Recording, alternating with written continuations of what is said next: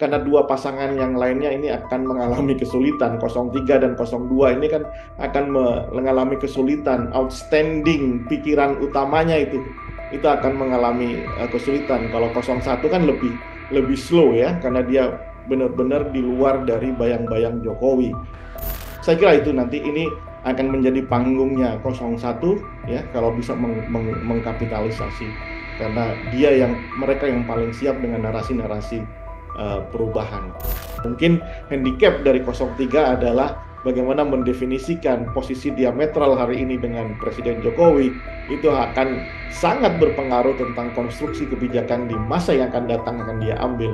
Apakah dia pro atau anti dengan kebijakan Jokowi.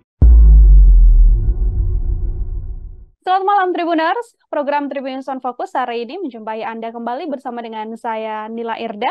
Masih bersama dengan saya dan kita masih membahas terkait bagaimana dinamika politik di tanah air. Untuk membahas hal tersebut, Tribuners, saya sudah tersambung bersama dengan Direktur Politika Research and Consulting, ada Bang Rio Prayogo sekaligus pengamat politik. Bang Rio, selamat malam. Terima kasih sudah bergabung. Selamat malam Nila, apa kabar? Baik, Bang Rio, bagaimana kabarnya? Sehat ya, Bang ya? Alhamdulillah sehat, semangat terus. Bisa tidak kemudian Bang Rio kayak kita melihat hitung-hitungan ranking lah kalau melihat latar belakang dari cawapres ini sendiri. Ada Mas Gibran, tadi ada Muhaimin Iskandar dan juga Mahfud MD. Dari sisi nantinya kemampuan mereka untuk bisa menyampaikan paparan secara utuh yang bisa disampaikan dan juga diterima oleh publik, apakah Bang Rio bisa mengatakan siapa yang jauh lebih unggul? Yang pasti dari paparan Bang Rio, Mas Gibran ada di posisi nomor 3 seperti itu.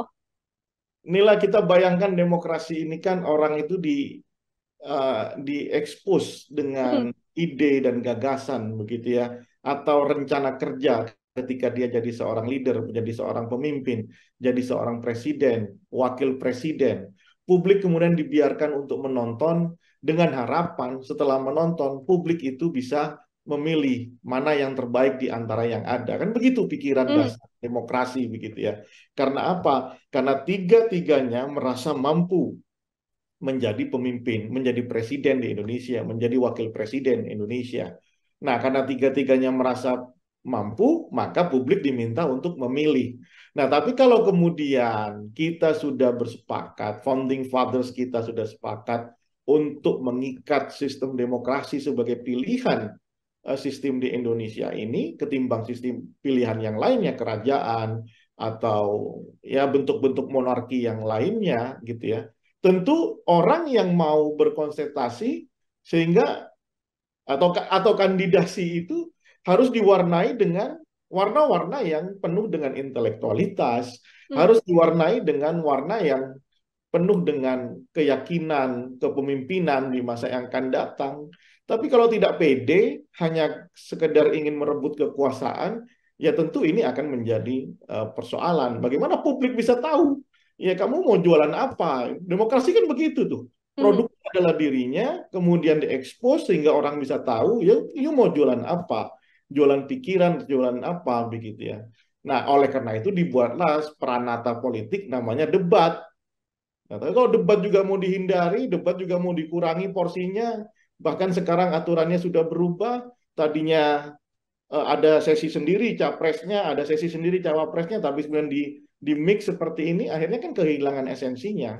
Ya. Nah, jelas kalau seperti itu pertanyaan Nila, siapa yang paling paling tidak diuntungkan ya dua pasangan yang lainnya. 01, 03 tidak diuntungkan. Karena apa? Bagi 01 dan bagi 03 inilah titik di mana dia benar-benar bisa ditonton oleh jutaan, mungkin ratusan juta pemilih kita yang tercatat 204 juta, ya mungkin tidak semuanya, tapi 60% akan menyaksikan debat capres ini.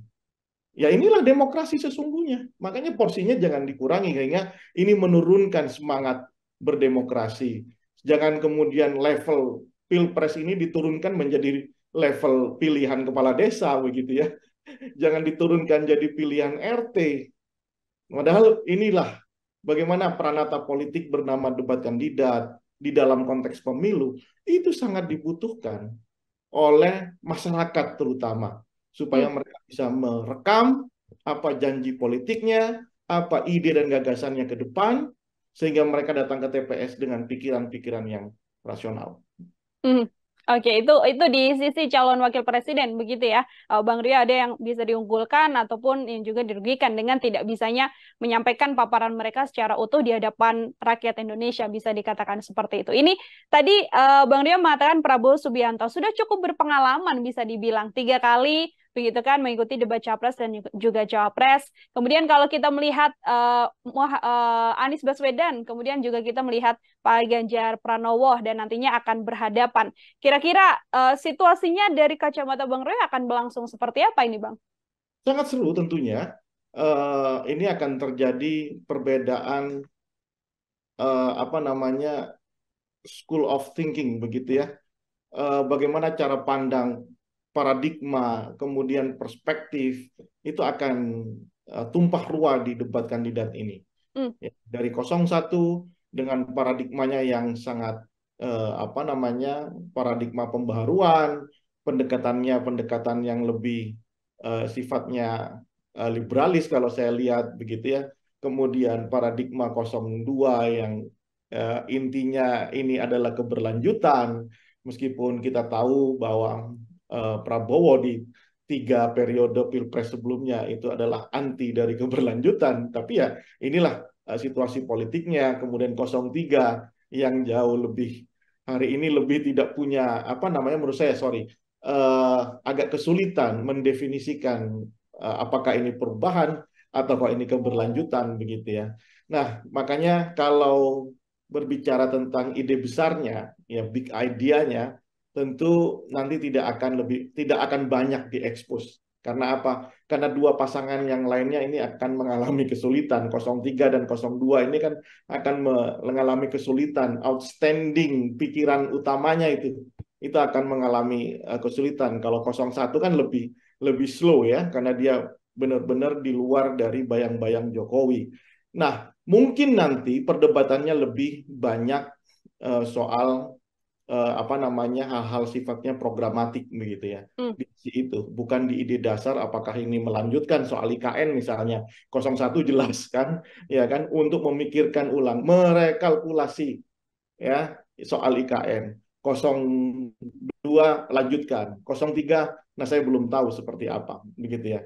Agak-agaknya memang di sisi debat kandidat ini 01 harusnya bisa memaksimalkan karena posisi yang lebih apa namanya lebih fleksibel di dalam ketika berbicara dalam konteks apapun, bidang apapun, 01 lebih fleksibel. Nanti kalau ada di putaran kedua, kalau ada debat kandidat lagi, maka pertarungan akan lebih ke ide dasar, ya kan? Hmm. Banyak berbicara tentang oh ini dilanjutkan, oh ini tidak, ini dilanjutkan, ini tidak, kira-kira seperti itu.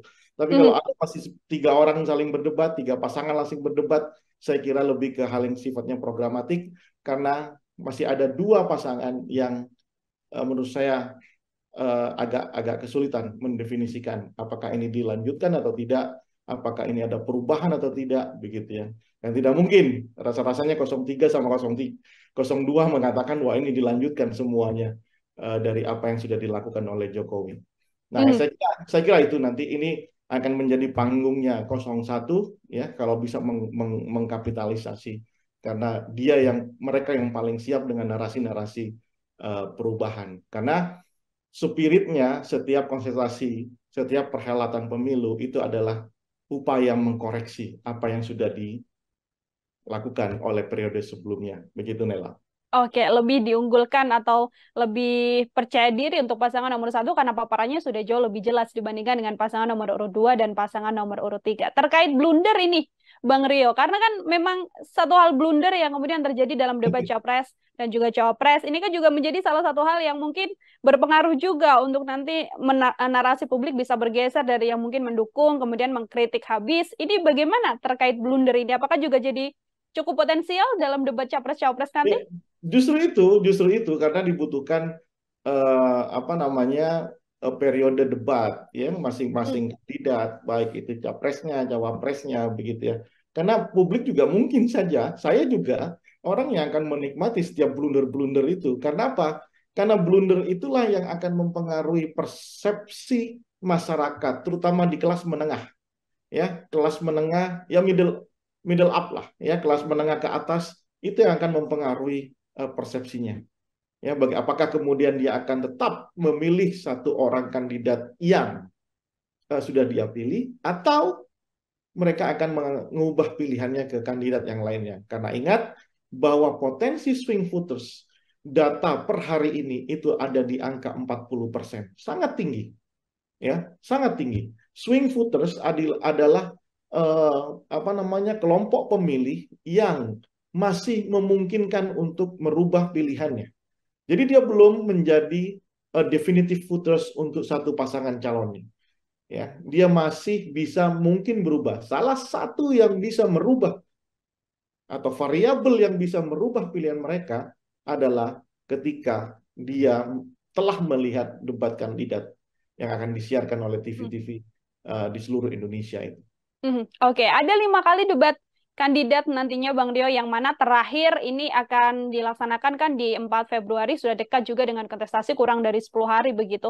Artinya ketika nanti publik menilai dari hasil debat ini, angka terakhirnya di 4 Februari ini, apabila masih ada survei yang melihat elektabilitas dari kandidat, itu juga bisa dipastikan bahwa nantinya dari hasil perolehan suara angkanya tidak jauh dari survei terakhir ini, atau justru meskipun sudah ada elektabilitas terakhir yang dirilis, juga masih belum bisa memastikan bahwa nanti hasil suara akhir juga sesuai dengan elektabilitas terakhir yang dimunculkan oleh sejumlah lembaga survei.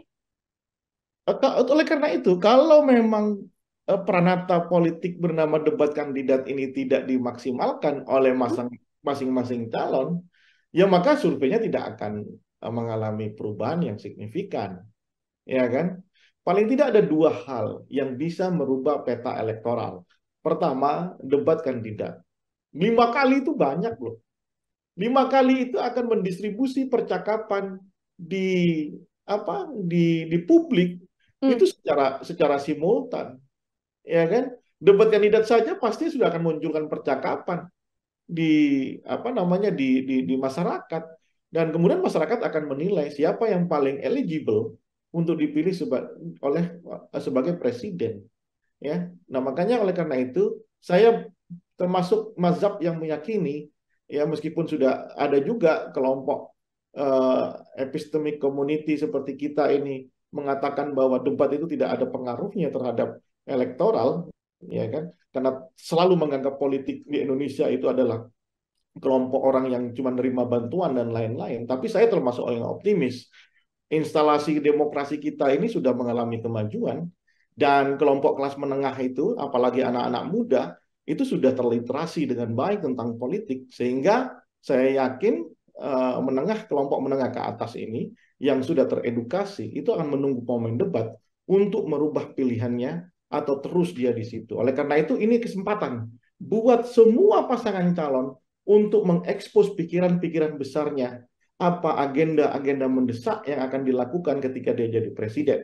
Ya kan, isu soal lapangan pekerjaan misalnya itu ditunggu betul, ya, sama kelompok-kelompok mahasiswa yang baru lulus, ya. Kemudian soal penanganan soal BPJS misalnya itu juga ditunggu, ya, oleh kelompok masyarakat gitu, ya. Kemudian untuk pendidikan itu juga ditunggu gitu. Nah, saya kira ini kesempatan, jadi nggak usah takut, nggak usah malu-malu begitu, ya, atau lagi khawatir, apalagi sampai harus melobi untuk merubah peraturan debat kandidat.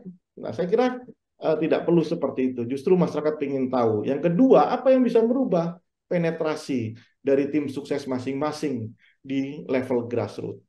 Ya, itu yang akan merubah, karena tidak ada lagi, ya. Apakah kemudian, bagaimana dengan money politik, Mas Rio, kira-kira? Ya, inilah bisa bayangkan, ya mungkin aja itu dilakukan, tapi paling cuma skopnya kan kecil. Nggak mungkin di 800.000 TPS lebih itu akan terjadi money politik, mau habis anggaran berapa? Saya kira bukan itu diskusinya. Debat kandidat, dan yang kedua penetrasi, bagaimana tim itu membentuk kekuatan-kekuatan yang penetratif di grassroots. Apakah ada orang yang datang ke rumah-rumah menjemput pemilih, meyakinkan pemilih dan dijemput untuk memilih kandidat tertentu, itu yang akan merubah peta. Oke. Itu. Oke. Oh, perlu kerja keras juga dari tim pemenangan, termasuk juga nantinya momen debat capres-cawapres ini dijadikan ajang bagi kandidat begitu ya untuk benar-benar menunjukkan apa yang akan dikerjakan menuju RI 1 di 2024 mendatang. Bang Rio, kalau dari sisi pasangan kandidat ini kan juga lima-limanya nantinya akan sama-sama naik ke atas panggung begitu yang mana semuanya akan punya kesempatan berbicara. Kalau kita melihat dari latar belakang masing-masing calon pasangan nomor 1, 2, dan juga 3, apakah proporsinya ini dari masing-masing paslon sudah cukup ideal untuk saling membackup secara latar belakang ataupun keahlian, Bang, dalam debat nanti?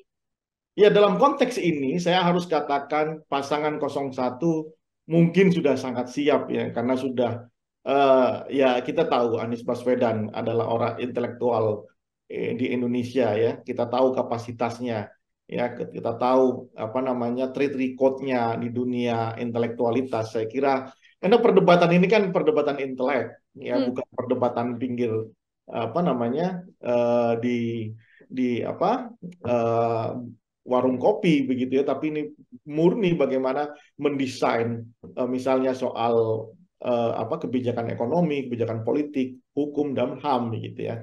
Muhaimin Iskandar saya kira dengan pengalamannya di DPR, ketua partai, saya kira juga sangat siap untuk itu. Nah, 03 saya kira juga sangat kuat. Ganjar Pranowo apa namanya adalah seorang gubernur 2 periode, mantan anggota DPR RI gitu ya, banyak berbicara tentang otonomi daerah. Saya kira sangat kokoh ininya apa namanya kekuatan apalagi ditambah Profesor Mahfud MD ya, kita tahu pendekar hukum begitu ya. Saya kira ini akan dilahap oleh dua pasangan lainnya. Mungkin handicap dari 03 adalah bagaimana mendefinisikan posisi diametral hari ini dengan Presiden Jokowi, itu akan sangat berpengaruh tentang konstruksi kebijakan di masa yang akan datang akan dia ambil. Apakah dia pro atau anti dengan kebijakan Jokowi, ya kan? Kayak statement Ganjar misalnya tentang penegakan hukum di angka 5, itu kan juga harus dielaborasi dalam debat nanti kan. Itu. Nah, bagaimana dengan pasangan 02? 02 ini yang punya beban menurut saya. Satu, selama 15 tahun Prabowo Subianto, meskipun secara notabene Prabowo punya kemampuan intelektual yang sangat memadai, pengalaman yang sangat banyak, mantan menteri, mantan pangkostrat begitu ya, apa namanya global outstanding, apa namanya global understanding-nya itu bagus sekali ya, tetapi narasi yang dia bangun selama 15 tahun itu akan menjadi beban tersendiri, karena selama 15 tahun Prabowo selalu berbicara sebagai semacam oposan begitu ya. Sekarang sudah menjadi sangat pro dengan pemerintahan, ditambah dengan kelemahan Gibran yang selama ini saya tidak melihat. Saya kira Gibran itu orang dengan orang yang punya kemampuan intelektual yang memadai, makanya dia kemudian memilih berani untuk menjadi cawapres Prabowo. Tapi belakangan setelah saya lihat video-video Gibran, ketika ada orang yang bertanya soal apa yang harus dilakukan setelah lulus gitu ya, dengan entengnya Gibran menjawab, ya sudah, bikin bisnis saja begitu ya. Mungkin itu pikiran yang bagus gitu ya, cuman tidak terdeliver dengan baik karena memang saya lihat kemampuan di dalam pembahasaan secara intelektualitas itu sangat kurang. Lalu ketika misalnya ada orang bertanya disuruh jawab, suruh baca bukunya. Dan ketika ada wartawan bertanya ya sudah begitu-begitu aja. Seolah-olah ini flat, seolah-olah kemudian Gibran benar-benar ingin menurunkan kelas pilpres ini menjadi kelas pilkades begitu.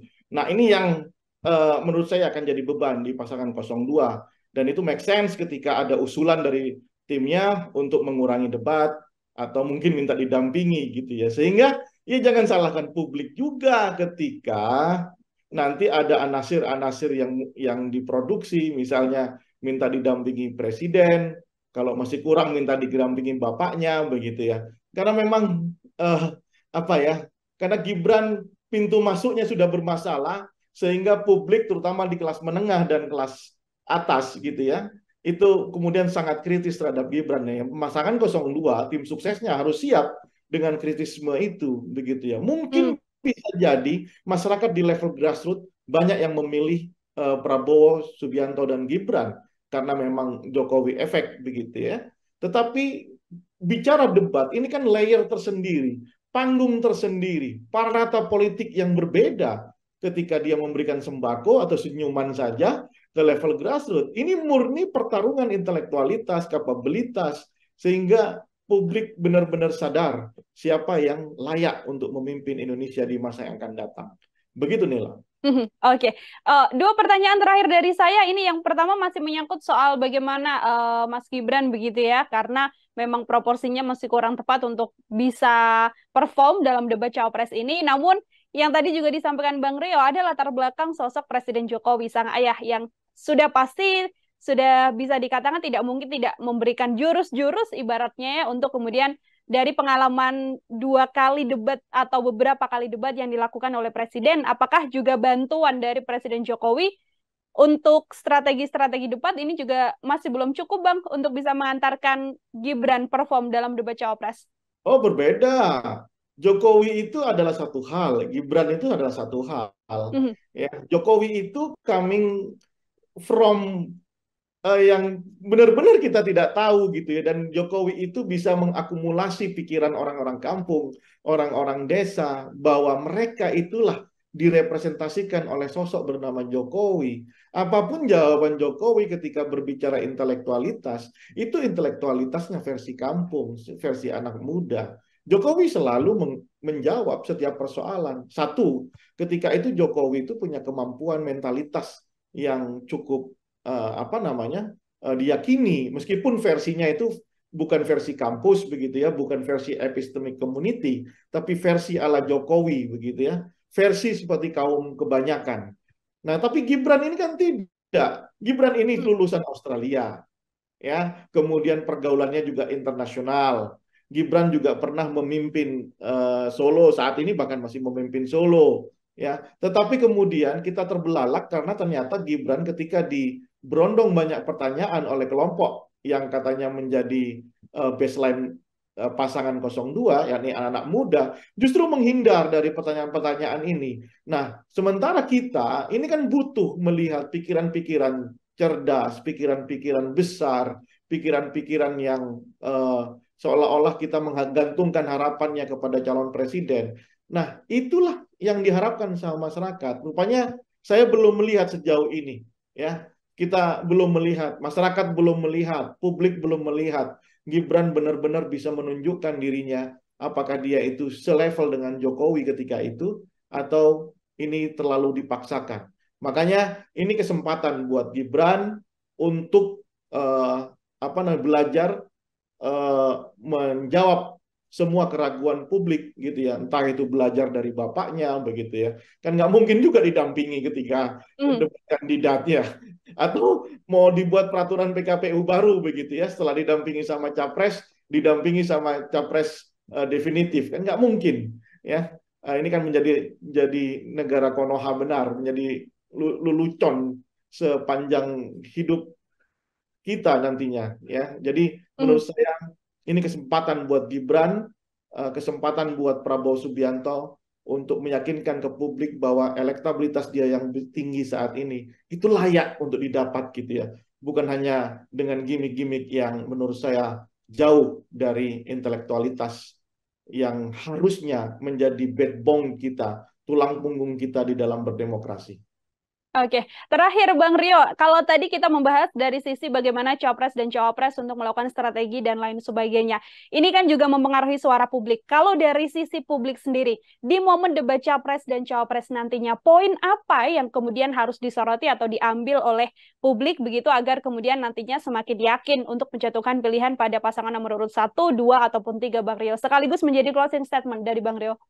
Dua hal menurut saya yang harus benar-benar menjadi perhatian publik ya. Satu, mahalnya harga sembako. Kenapa? Bukan saya, tapi itu capture, itulah potret yang kita dapatkan di survei kita sejak 3 tahun lalu ya. Mahalnya harga sembako ini jangan kemudian dianggap remeh, karena ini adalah tentang hajat hidup masyarakat di level yang paling bawah.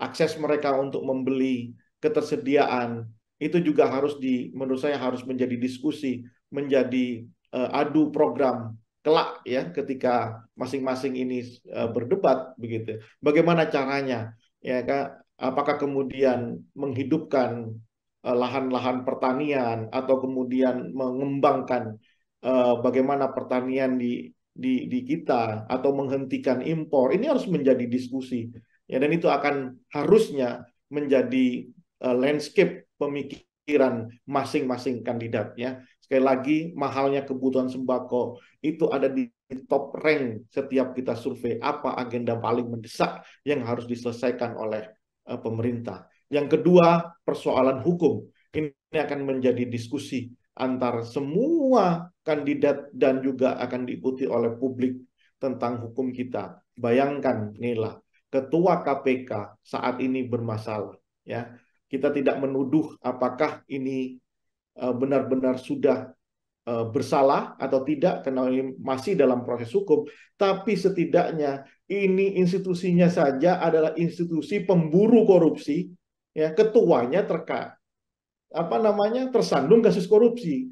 Ini kan cuma ada di Indonesia saya kira, ya. Kemudian polisi itu juga banyak masalah belakangan ini, ya kan. Kemudian ya banyak saya kira kasus-kasus hukum ini harusnya menjadi perhatian dan itu akan menjadi perhatian masyarakat luas sebelum datang ke TPS. Kita berharap dalam konteks yang paling ideal masyarakat menonton, melihat, kemudian menentukan pilihannya berdasarkan apa yang dia tonton di dalam debat kandidat itu.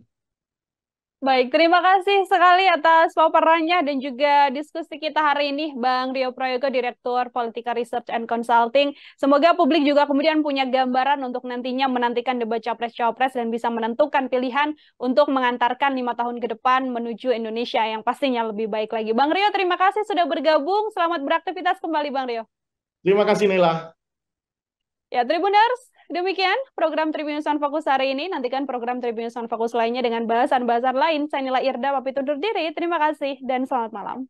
Download Tribun X sekarang. Menghadirkan lokal menjadi Indonesia.